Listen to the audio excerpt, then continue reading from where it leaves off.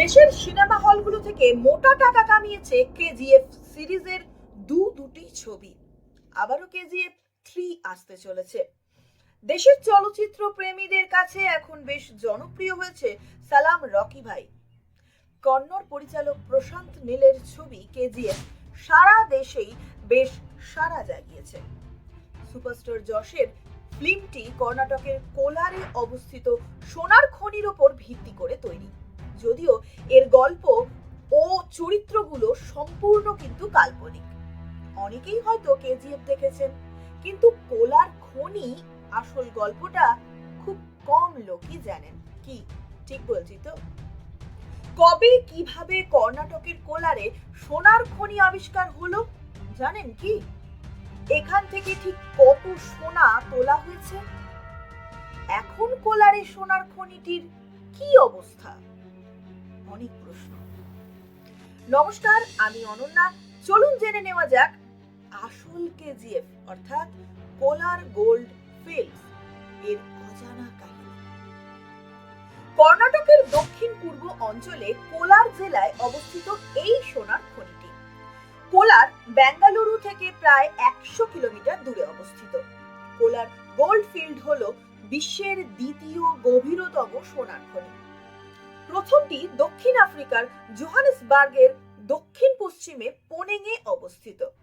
British সরকারের lieutenant জন Warren Chola রাজবংশের কিংবদন্তি কাহিনী তিনি শুনেছিলেন যে এখানকার লোকেরা খালি হাতেই সোনা খনন করত।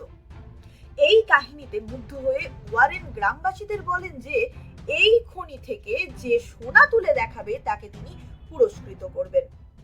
পুরস্কার পাওয়ার লোভে গ্রামবাসীরা লেফটেন্যান্ট ওয়ারেনের সামনে মাটি ভর্তি করে একটি গরুর গাড়ি নিয়ে আসে।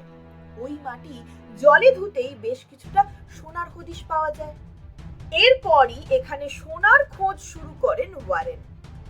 সেই সময় ওয়ারেন প্রায় 56 কেজি সোনা বের করেছিলেন। 1804 সাল থেকে 1807 সাল পর্যন্ত সোনার জন্য এখানে অনেক খোঁজাখুঁজি করা হয়েছিল, কিন্তু তেমন কিছুই পাওয়া যায়নি। 1871 সালে কোলারে গবেষণা পুনরায় শুরু হয়। মাইকেল ফিটজেরাল্ড লেভালি একজন অবসরপ্রাপ্ত ব্রিটিশ সৈনিক, যিনি 1804 সালে নিউজিল্যান্ড থেকে ভারতে এসেছিলেন। এশিয়াটিক জার্নালে প্রকাশিত একটি প্রতিবেদন পড়ার পর কোলার গোল্ড ফিল্ড সম্পর্কে তিনি অত্যন্ত কৌতূহলী হয়ে উঠেছিলেন। এরপর ভারতে এসে বেঙ্গালুরুতেই থাকার সিদ্ধান্ত নেন লেভেলি।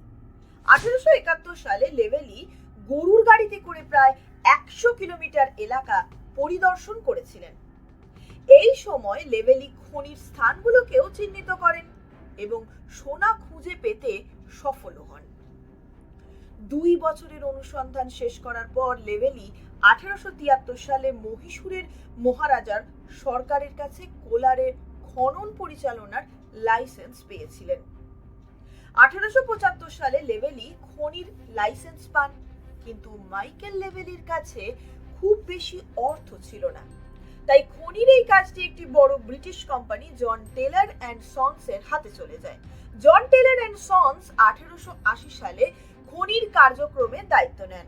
State of the art mining engineering equipment বসানো হয়।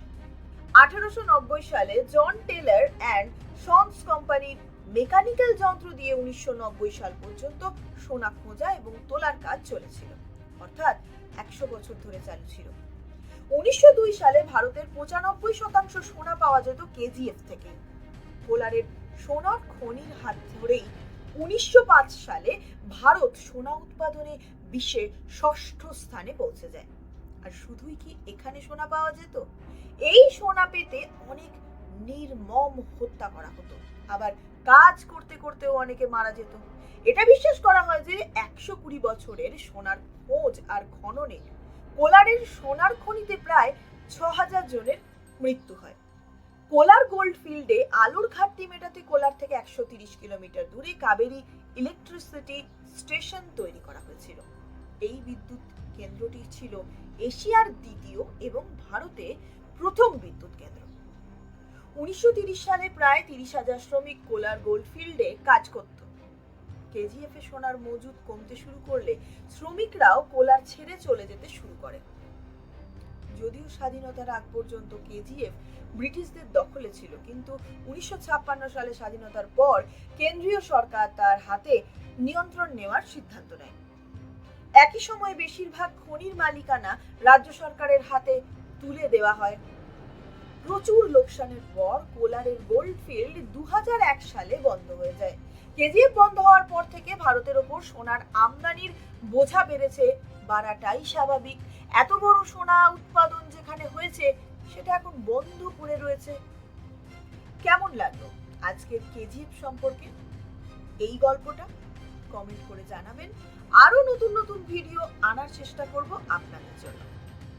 সাথে একটাই প্রত্যাশা, সকলে ভালো থাকবেন, সুস্থ থাকবেন, আর অবশ্যই সাবস্ক্রাইব করতে ভুলবেন না।